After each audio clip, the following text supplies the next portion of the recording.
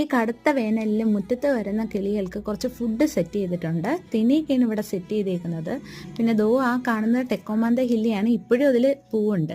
പിന്നെ ചെടികളൊക്കെ വല്ലാത്തൊരവസ്ഥയിലാണ്. അത്രയ്ക്ക് നല്ല ചൂടല്ലേ. അപ്പം ഈ കാണിച്ചത് കോഞ്ചിയാണ് കേട്ടാ. സാധാരണ പടർന്നു പോണേണ്. എന്താ ചട്ടിയിൽ നന്നായിട്ട് പൂത്തിക്കുന്നതാണ്. നല്ല ഭംഗിയുണ്ട്.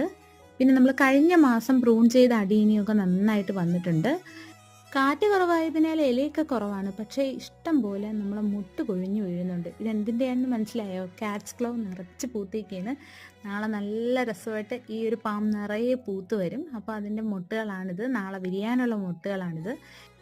പറമ്പിലോട്ട് ഇറങ്ങുമ്പം കാണുന്ന റംബുട്ടാനാണിത്. അപ്പോൾ റംബുട്ടാനിലൊരു സംഭവമുണ്ട്. എന്താണെന്ന് വെച്ചാൽ വലിയ പെരുന്തേനീച്ചയാണെന്ന് തോന്നുന്നു. വലിയ തേനീച്ച ഇവിടെ കൂട് വെച്ചേക്കാണ്. അത്യാവശ്യം നല്ല വലിപ്പമുള്ള കൂടാണ്.